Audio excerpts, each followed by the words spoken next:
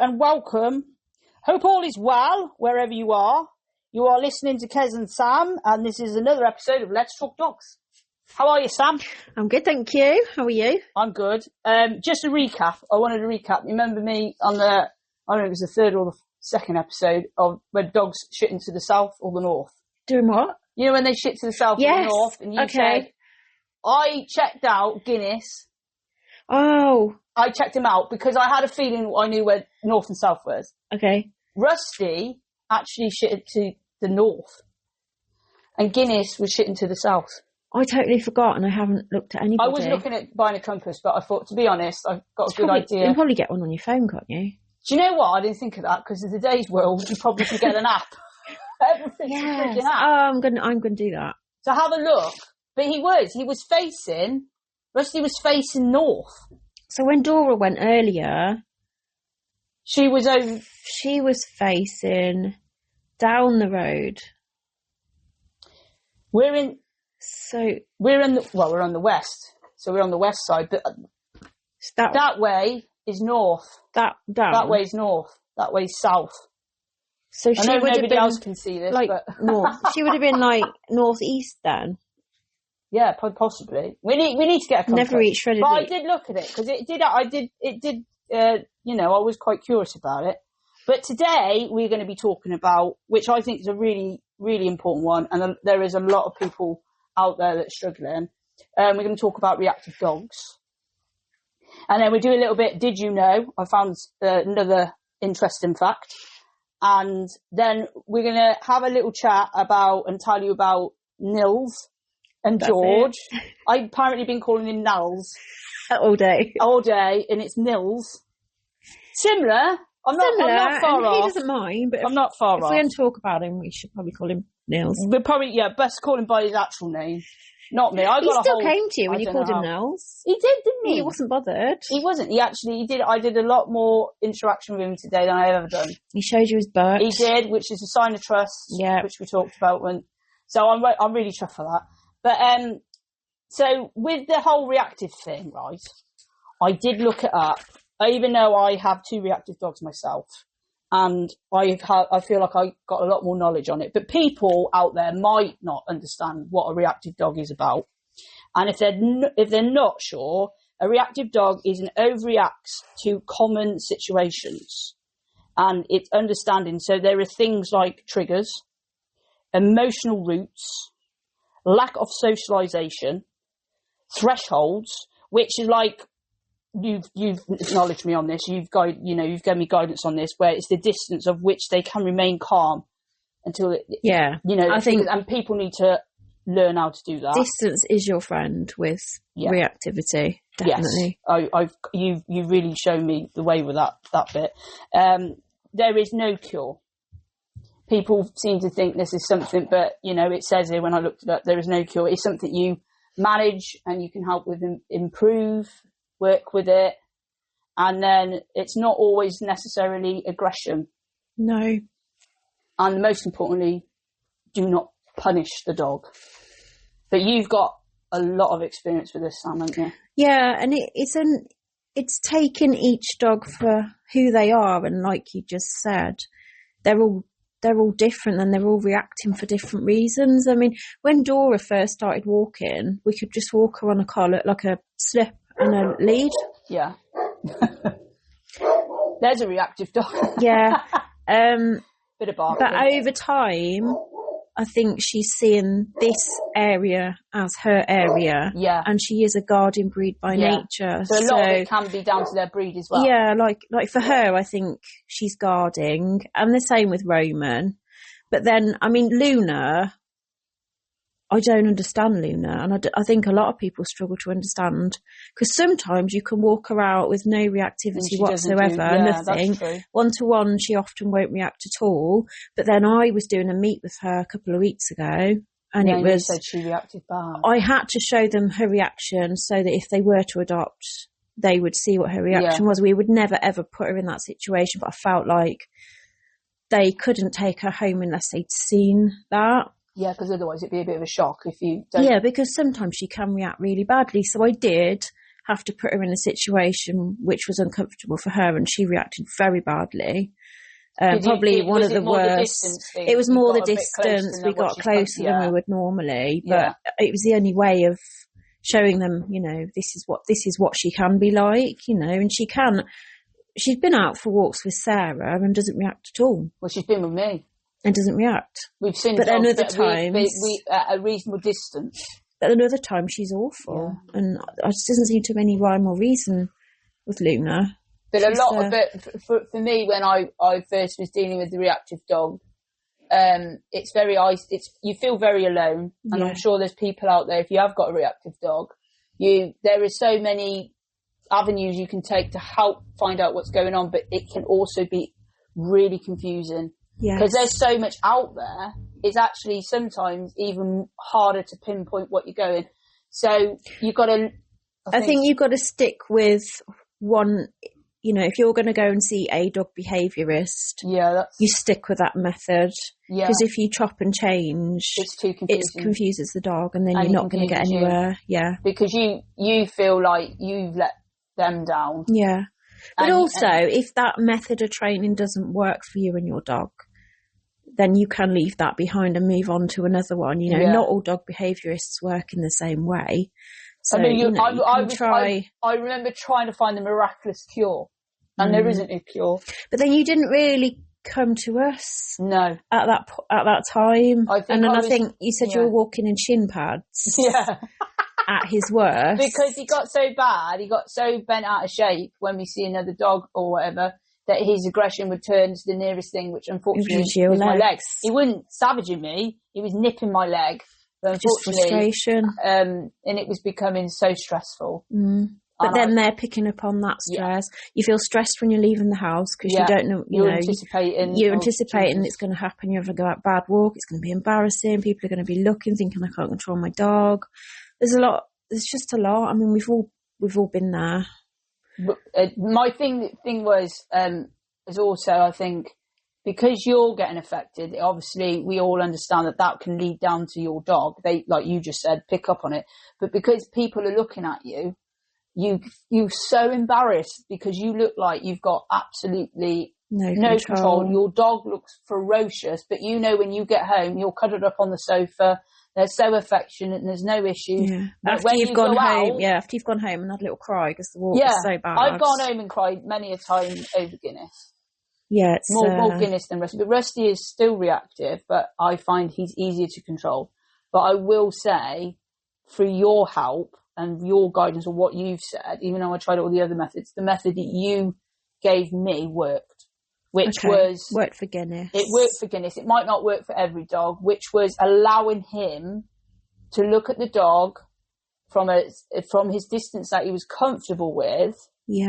And then when he looked back at me, reward him with a treat, but don't say his name. Keep very quiet and calm, because I felt when I was saying Guinness, I was like, oh, because you were saying it a lot, weren't you? I was going Guinness, and they almost switch off to it. But they also think, well, she's worried. Because of the way. And I think once you've lost confidence when you're walking your dog, the dogs also pick up on you not being fully in control and able to like protect them. But you was giving him, I was so frightened to give him a longer leash. Not too long, but long enough to give him space away from me for him to like get his confidence. And it helps them to make better decisions as well. Obviously not on a path. We go into an open field where we can see everybody coming. We spent a lot of time down there. We just kept going to the fields. Because pathways, you taught me that pathways and going around corners, they're like, it's too... You don't know what's coming, do you? Exactly, so it's too dangerous to use them at the moment. You start, and a lot of it, I think, in the beginning is distraction. So at the moment, Cariad is very reactive, particularly to men. Right. So, I mean, she is reactive, it's people as well. But the other day we were walking her and there was a lady in a pushchair coming past, and we distracted her by making like a circle of treats on the grass. Oh yeah. So and then she turned. We were at a good enough distance, you know. She wouldn't have, because she can lunge. She has lunged. So as she was sniffing treats in the grass, turned away from the person walking past, person walked past, she carries on sniffing, we're all calm, nothing's happening. And then when she'd finished her sniffing, which probably took a good 5-6 minutes, then we moved on. Yeah. But that just gives them time to kind of process. Yeah. Like I do that method with Rusty a lot. Because Rusty says somebody, but if he's so food oriented, I mean, you're in a bit of a struggle if your dog does like food, because it's an easier way of training. But I scatter it, like you said, on the floor. By the time they've gone past, Rusty's finished his treats and he's looked at, they've gone, and he's no one's got bent out of shape. And that is something that you may have to do forever with him. Yeah, it is, because he's all right in certain situations, but with Guinness, it's a little bit more concerning because he can react to people. We can walk past people without any problems, but as soon as someone stops to talk, to engage, he feels then. It's that face to face, isn't it? And that's where he's all right at first, and then seconds later he'll lunge. And it's like he just gets a bit overloaded. Yeah, it's just so that I get stressed with that still a bit. But if anybody has got reactive dogs and want to share their story, please let us know. It's hard, it's hard when they're reactive and they're large. I mean, Dora. And that's Ollie. So large and reactive dogs. My sister's got a large dog, and George, he reacts, and he sounds really, really aggressive. But once he meets a dog, he's absolutely fine. It's just that excitement and that pent-up energy. You told me to look at the tail, because the tail's wagging side by side. He's like, I'm not sure, but I'm excited. As Guinness, when he reacts, it's straight up, dead still. I'm going to have you. Yeah. It's also finding the right device to walk your dog on, because we've got a dog coming back to us who's reactive and redirecting, and they're walking her on a harness. And you need to be able to control your dog in that situation, and a harness just isn't going to do it. And that dog's sort of medium large. I mean, I could not imagine walking Dora on anything other than the face, and even with that, when she pulls, she's super strong. Yeah. So and Roman as well. Roman's there's loads of things. I mean, there's loads of stuff on YouTube, isn't there? Yeah. With facings. Some people might not like them because it makes the dog look even more aggressive. But sometimes, for safety of the dog and yourself and others, I mean, I do have to have a muzzle for Guinness, and sometimes I do take it for Rusty. I got really upset when I put the muzzle on them, because I'm thinking these dogs are so sweet, and unfortunately, when you see them, they look scary.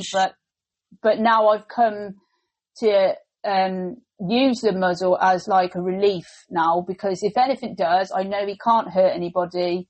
And it's keeping everybody safe, and it's keeping, you've got complete peace of mind. So don't ever feel like, I really wish there was a way of like making them funky. Yeah. I've seen some colourful ones out there, but they're mainly for the staffs. There are these great big ones. They're huge. They're huge, like, but they look, one of our adopted dogs has got one, Bramble. She's got one of those big ones, and I think her owner advocates for these. The only problem is, when I saw them, I couldn't help but think Silence of the Lambs.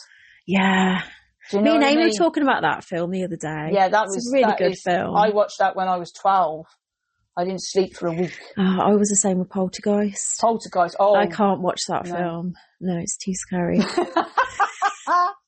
But literally, like, that's the problem with muzzles. Their sin is like, the dog looks frightening, and we've got. I wish society would try and change their outlook on it. And whoever does use it, I think they're being extremely responsible. Yeah, definitely. And you should be praised for it. If you are a person that's walking your dog and you are using a muzzle, and hats off to you, because you're doing the right thing. It is hard to cross into that. Putting a muzzle on your dog. I did cry when I used them. I cried when I was in the pet shop buying them. I was like, I don't want to buy one of these. It's hearing about how people's sort of XL bullies' walks have changed, and how depressed they are since they've had them on. I would always go up now and greet anybody who's got an XL bully or looks like a bully. I will literally go up to them and go, "Can I say hello to your dog?" And do you know what? Every single one I've said hello to, they've said, "Yeah, he's absolutely fine. He's as soft as butter." And I've given straight, and it is a shame, because I won't go into it because I'll be off on a tangent, but the government's found a scapegoat and they keep blaming the dogs, and everybody knows it's down to the person behind the lead. It's the owners, and the number of dog attacks has not gone down. No, it hasn't done anything. Absolutely, it's nothing. Frustrating. What's next on the list to be banned? Don't. And you seem to believe that it's going to be all large dogs. Yeah. Because we'll see. We'll see, but that's for another day. Yeah. Definitely for another day. I reckon we shall. But reactive dogs is a massive issue. I mean, obviously, there's so much more to be said on it, and it's quite a complex one, and it's very hard to train. But if you have got one, please persevere, keep at it. It's going to be training probably forever. It's not. Yeah. And if you have days, you've got to tell yourself you have a good day, and then you have a bad day, but don't. But also in that time, if your dog has a really bad walk, that dog needs time to calm down. Yeah, so the following day, don't try and do that walk again. Yeah. Take it to a secure field where you know you're not going to meet anybody. You know you're not going to get stressed because your dog's already stressed from the day before. Yeah. So they need time for their cortisol levels to drop, to calm down. Because if you keep going out, they get more reactive every day and you see multiple dogs. Yeah. It's just not going to go. You just need to have those walks or those times that they're not stressing. And also, we have a rest day every week. Yeah. We have one day where we don't take them out. Yeah. Because everyone thinks every day they've got to go. I think they just need that time to just go, and calm. Yeah. I mean, I do that with Guinness. If we, like you just said, because you've advised me on that, when we have had a bad day, and there was that time I ended up in the road with him, which is not that long ago, I didn't walk him the next day. I just did your muffle, Matt, from what you make, which we'll talk about in a bit later. And so he kept his mind stimulated, but we didn't go out on the walk. I mean, there's lots of things you can buy, aren't there, to stimulate the for brain. enrichment. Not just about exercise, it's about the mind as well. It's the brain. You can do some training. You can do brain training games. There's lots of things you can do. It isn't just all about let's go out and, march around for a walk, because a lot of the time, Dora will be out for 40 minutes. And be fine. And for half of that time, she's just sniffing. Yeah. And she does need to lose weight, and we do need to get her moving a bit more. She'll just lie down. I'll get my scooter. Imagine that. She'll just lie down. Man, if I she's got such an attitude. She took off, I'm bollocks. I'll make my way to the nearest hospital. I'm going to do a slow-mo of that. Oh my God, imagine that. We've got a slow-mo of Kerry today. I might try. Let's try it. Right, I'll put helmet on. I may want to live. She does like a little run occasionally. Do you think she would do the scootering thing? Maybe. Right, we're going to try it, Dora, with a scooter. We'll upload that at some point.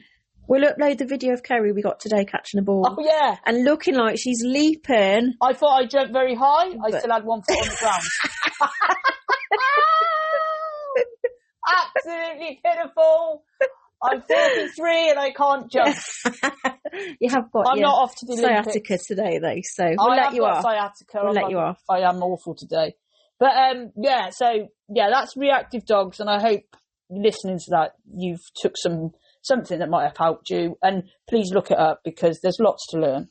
But what I will say is, did you know this about dogs? Now, this one, I think nearly everybody as a dog owner always goes, oh yeah, he knows what time he's coming home. Dogs have a sense of time. Their dogs are highly attuned to their environment, and they may pick up on your scent, sound like your car, or even your body language. So they also learn our habits, which I think everybody literally, because they go, Rusty knows when my mum's coming before she's even arrived. Yeah. And I think the biggest one is scent, your sense of smell. Did you have any idea it would be that, or what do you mean? Like they can smell you coming home? No way. They can smell you coming home. So apparently, even if you're coming back in the car, and they can smell you from about a mile away. No way. So basically, apparently, the odour of us becomes less when we leave the house. So then it smells less of us, and then obviously when we come back, that smell starts getting stronger. So then they go, they're coming home, and then they are, and then you think, God, How did they know that? Yeah, the dog was stood by the door like 10 minutes before you come through. Yes, they do that. So everyone was like, it's one of those greatest mysteries. But I believe it is down to... Your smell gets stronger. But they do get no sense of time because Boss knows when it's 5 o'clock and he knows when it's dinner. Yeah. And I don't know if anybody else can relate to that. With their I'm sure there is... Please let us know if your dog is one of those that literally knows when you're going out. Exactly when dinner time is. When you're coming home, when dinner is, or any other quirks that they know. Because I think it's amazing. They are amazing. They are amazing. Because especially my mum, because my mum's not with them all the time. But Rusty, I know my mum's coming, I know we need to tidy the house because I've got about 10 minutes. Do they know her as Nanny? Is she Nanny to the dogs? No, she's not Nanny. But they love her dearly because they met her. But he knows her car and he's by the gate looking and the tail's wagging excitedly. Next minute, my mum pulls up and I'm not knowing she's coming. I just know because of Rusty. Isn't that amazing? It's so clever. It is amazing. And they know when Dad's coming and everything like that. Guinness is the same. Boss still asleep in the basket. Yeah, but we talked about Boss. He's not the full ticket, bless him. But I thought that was it's one of those, and I thought I'm going to look it up and find out what's that all about. Because I don't know if anyone's really said to you about. Yeah, well, Amy was saying the other day, she had a picture actually of Palm. Sat staring at her at 11 o'clock in the daytime because Really? her dogs get like a little meal at lunchtime at 12 o'clock. They? So she said every day from 11 o'clock she just sits staring at me because she Really? knows. Yeah. Mind you, they do try it on like a little bit earlier. I think they know, they know our habits and they know if there's a treat coming at a specific time as well, don't they? I find mine, if I close my phone, if I snap my phone shut, because it's got one of those flip cases. Oh, yeah. If I snap it shut, they're like, it's time. Really? It's time, we're going out. That must be a thing that I do. And obviously keys, that's a trigger for a lot of dogs, Putting your isn't coat on. it? Yeah. It's amazing how they get into shoes, changing my shoes. Or just like moving faster. Like we've got to get moving. It is amazing how they're in tune because they know we're unwell as well. Yeah, they do. And they take the mick. Yeah. A little bit. Do you reckon? Yeah. Do they? Some of them. I haven't had mine take the mick out. Have you not? They've been very attentive. No, if I'm a bit under the weather, they'll take the mick. I can't believe that. Oh, poor you. Mine don't. Mine are like, they're all over me, giving me cuddles. No. They're lying on me. They're fussing me. Take the mick. Dora takes the mick. Side. Dora takes the mick anyway. I'm surprised she's not shouting at me right now. If I make a phone call, she throws herself around trying to be naughty like a toddler. Pay me some attention. Yeah, well, she was doing that earlier, wasn't she? Bless her. Yeah, but she's quiet as a mouse now. Oh, bless her. But yeah, that's how they know when you're coming through the door. They can smell you. And my nan used to say to me, which she always said about, thing about dogs is it don't matter if you stink like shit. A human wouldn't sit next to you, but a dog would, wouldn't they? I love it, yeah. No matter how much you stink.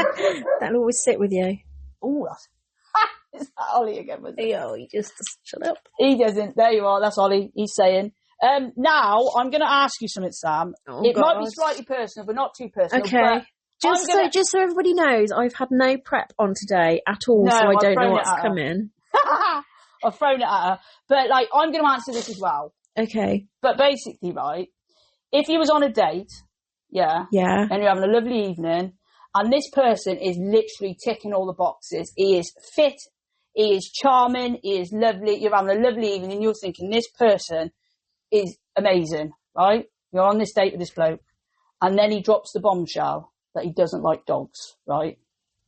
And he continues to tell you why he doesn't like dogs, right? Mm-hmm. But do you, A, you give him the benefit of the doubt, as he is fit and he ticks all the boxes and having a lovely evening, right? B, you stay to the end, don't say anything, thank him for a nice evening, but you know you're definitely not going to call him back, right? Or have a second date, shall we say. Or C, stop him and tell him straight away, sorry, but not liking dogs is a big deal breaker, and politely leave. Oh, Does it have to be one of those? Or you can have a go with I think I'd stop. What would you say? I'd stop him straight away. Yeah. Find out what the reason was he doesn't like dogs. Yeah. See if I can change that. if I can't make him like dogs, I'd probably finish the evening off, but I wouldn't want to see him again. See, if I could, like, because I always think I can change, like, so the little girl, I'm a woman, but I feel that's the wrong thing that women should think.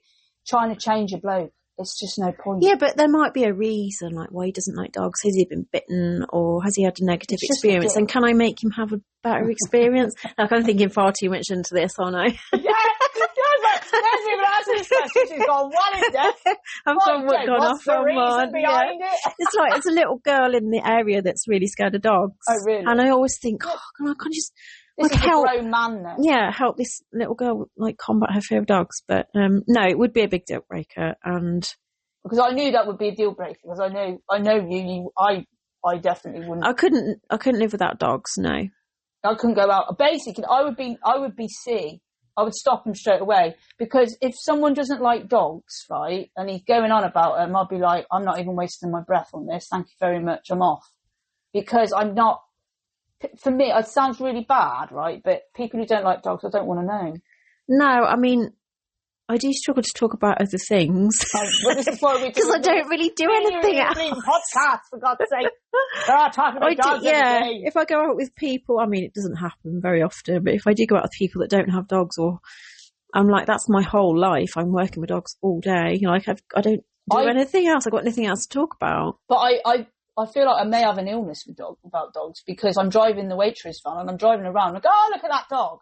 I'm literally around dogs a lot, and I'm still checking out other dogs. Did you see the greyhound being walked? I think it was on. I'm like, yeah, I was driving, and I was like trying to figure out what breed of dog that is. No, I was like, from the back. We're in sync, me and you. Yeah. But literally, I mean, if I haven't been on a date. Well, a pair of us, we haven't got time to date. Haven't we, Sam, really? No. But if Tom Hardy come back on the market, I would most definitely put myself on the shelf. I don't know who that is. You don't know who Tom Hardy is? Sam, how are you even... What? Probably if I saw his picture I might know, but I don't know by the name. He loves dogs as well. Does he? He's like my perfect man. He's fit. He's delicious. Literally, I'll look him up later. Look him up, but he does so much for dogs. Can we tag him in our... dog to the premieres when he opened the movie days. Can we tag him in our... Yeah, we got... I mean, literally, I would melt if we got to... You would what? Melt. How did you going to mount? Mount? Not mount! Oh my God, I'm not surprised. Jesus, this is just gone embarrassing for me now. Mount? Sorry. No, I would... Never mind. I'm blushing now. No, I think he's fit. That's all I need to know. You need to look at Tom Hardy's. I will. I'll have a look. He's been in so many good things. And he loves so... She's crying on me now. My mum listens to this. Oh, dear. Oh, stop. I need a sip of my beer after that. Right. I need a whiskey. Yeah, so that's... You're going to think of some questions for me next time. I am. You literally are. But yeah, there's a lot of people who will be shocked that you don't know who Tom Hardy is. Oh God, I'm going to have a look now. Hang on. There is a lot of films where he's on, but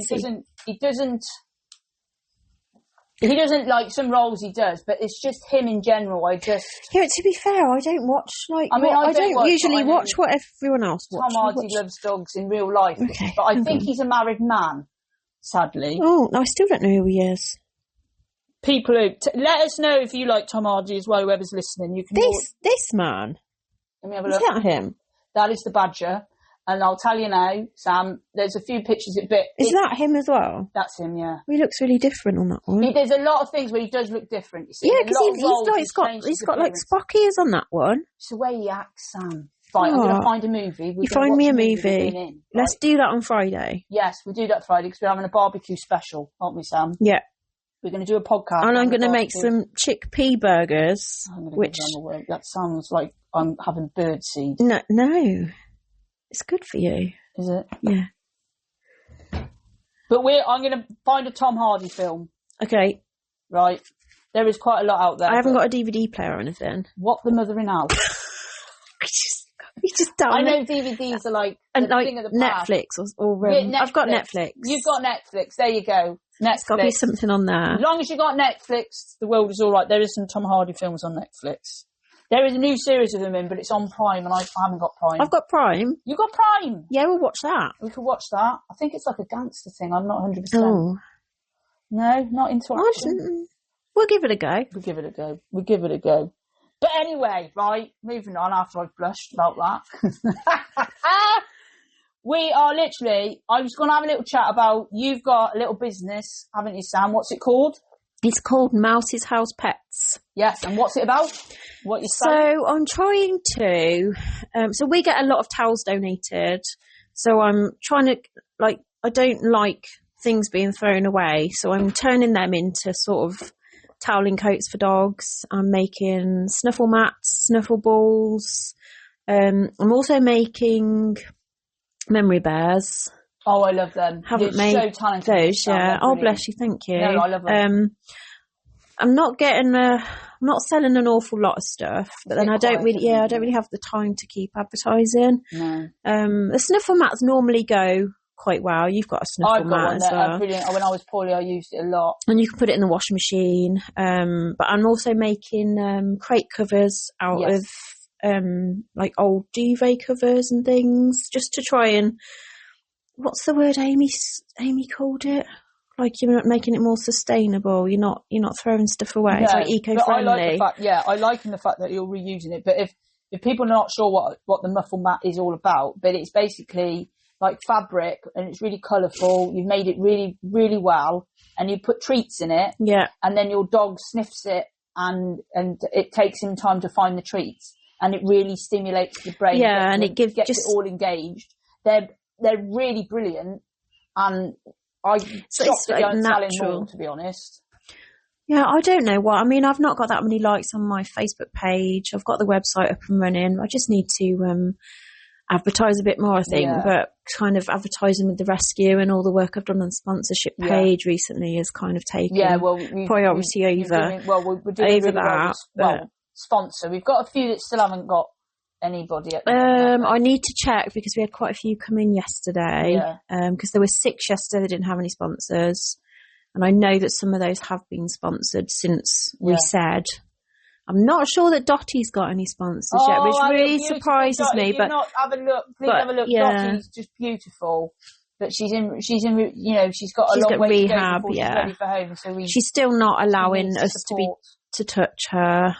We've been working a lot on, because she's not actually that scared of us, so she'll come and sit by you, she'll sniff your head, she's giving me kisses. It's the hand things. We'll be doing a lot of work with her and hands, and she yesterday, for the first time, I've been worked on the back of my hand, then I've turned my hand over and I've worked on the front of my hand and taken treats. And yesterday, for the first time, she took a treat out of my hand that was sort of closed. So then I'll work on her putting her nose into my hand, so then I can kind of touch her face.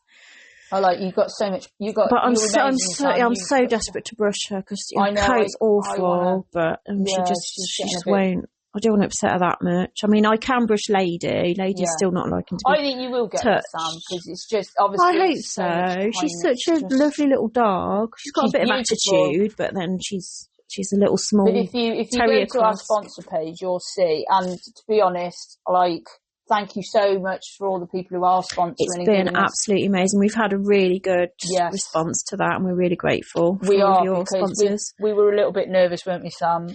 Yeah, it was just, I know I got someone to check all the links for me, and I did do 2 where I hadn't added the links. Right. And it was only by chance that the person I'd asked wanted to sponsor the particular dog that I hadn't put the link in. And she said, I checked them all. I think you're doing amazing. Because there's me I'll help you with postage. And bless Sam, you're like, I've done this. I'm like, Jesus, the whole page is up now. And you've done such a lovely write-up. Thank you. It's having some updates, just to make it, because it's what we have found with it is it's not easy to share individual dogs from the way I've done it. Right. So we're slightly changing it, just to make it easy to share just Dottie and Dottie's links, because as it is, it shares all 20. Gotcha. So on each dog's page, we're going to change it so you can see all of the links and all the photos and the write-up on that one page. Right, I got you. Just because, it just wasn't as easy to share. Yeah, so we got the sponsor in your Mouse's House. Mouse's House. Pets. It's on Instagram, TikTok, Facebook. And I've got a website. And a website. So if you're interested, if you want to check it out, please go and visit. Please. It's an amazing thing for your dogs to buy, I think. If your dog's birthday's coming up, recommend as this as a birthday present. Yeah, I've got the memory bears gift and stuff, sets. I think, are lovely as well. Oh, thank you. I've got it. Still not done yours. No, I know. I've got to go and get the fabric. Yes, but I'm a bit worried about getting the colours right. Yeah, well, it's not that hard.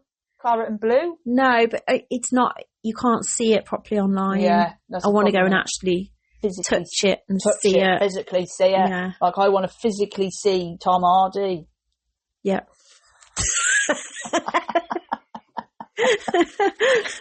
We'll get off Tom Hardy. Yeah. But anyway, that doggies that we want to talk about today is lovely little Nils. Little Nils. He's age 1. Is he still 1? Is he 1 or 2? I think he's closer to 2. Yeah, he must be 2. He might I think be we 2 did now. Letty's second birthday. He is known to us as a pocket rocket. Yeah. He's male and he's a small little mixed breed. Yeah, he's about 10. He looks a bit Jack Russellish to me, but he's a bit longer in the body, isn't he? Yeah, he's about 10 kilos. He's a tiny little dot. And he loves dogs. He needs to go home with a dogs. Can he be on his own, or does he have to be, he needs to be with needs to be with a dog. He wouldn't be able to cope on his own at all. Same as George. He's come on loads in the last 6 months. He come up to me today. Yeah, before it was all me. No one else could touch him. It was just me. First few weeks he was here, could not get him out of the crate at all. Just teeth. And then the one day I think, I had a couple of beers and I'm like, right, I'm getting this dog out. He can't just stay in the crate. Got him out with a towel, I think. Got him in the kitchen, did some work with him. Went out in the garden. He hates the garden. I think it's because there's children next door and it freaks him out a little bit. It just doesn't feel very safe for him. And then he has moved on. He's moved on to kind of, we've taught him. I mean, he kind of did it himself, but we've helped him along with show me your bum. Yes. And you say to him, show me your bum, and he'll turn around and he'll show you his bum, and then you can scratch his bum and he wags his tail. But yeah, he went for a walk on Monday with all the volunteers and he was friendly with everyone, and it's just amazing how he's moved on. We've moved on to only me picking him up from the field and putting him in the van, to other people now doing it. So he has come on loads. He can be, I mean, he is shy. He's very, very shy. I mean, if you wanted to meet him, please be patient. He wouldn't get anything out of him. You wouldn't really get anything. I mean, it'd be a case of trial and error, take him home, see how it goes. He's lots and lots of fun. He's all about the fun. He jumps on and off the utility equipment. But the only thing with him, I'd say, is with another dog, he's quite annoying. He's in their face. He's in their face and he puts their paws kind of on their nose and jumps up. I mean, these guys have all been very, very tolerant with him. Yeah. So he would need a dog that would tolerate him. He just doesn't seem to have any boundaries. I mean, he's not really had any issues with the dogs other than because he runs so fast. They chase him and he did get hurt. Oh, did he? A year or so ago. And it was Shandy and George were chasing him and he did get hurt. So we can't have all three out when they first come out. We have to sort of stagger it now.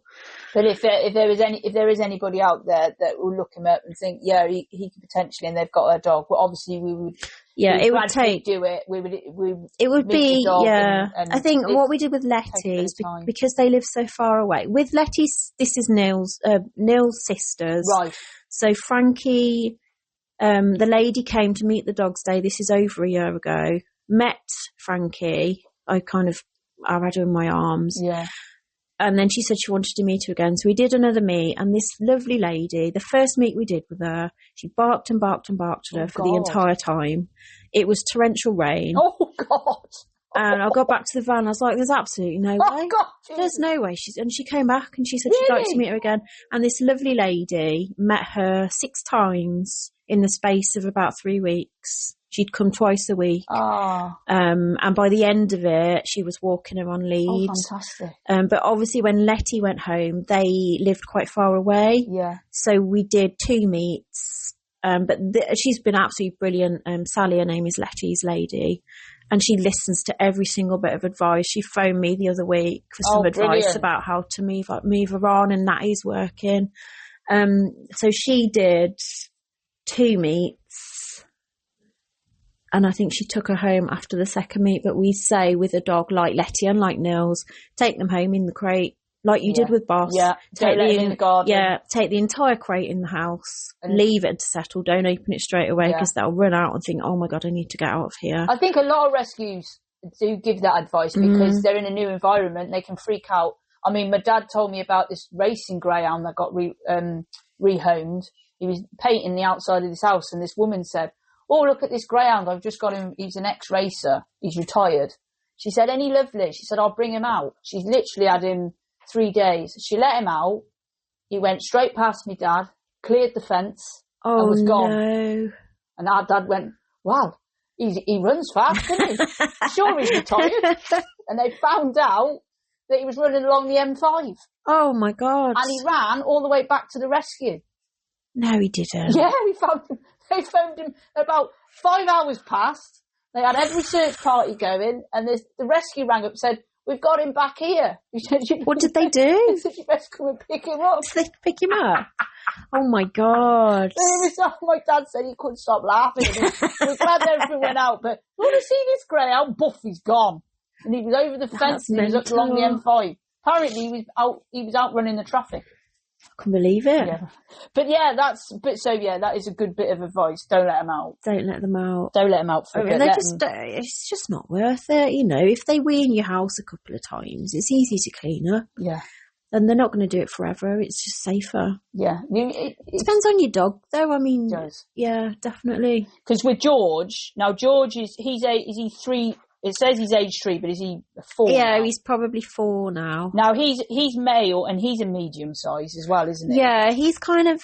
But he's quite slight, George. He's about 20 kilos. He's a thin, scruffy, beautiful dog. Budenko. Oh, I'm glad you could say that because I ain't saying that.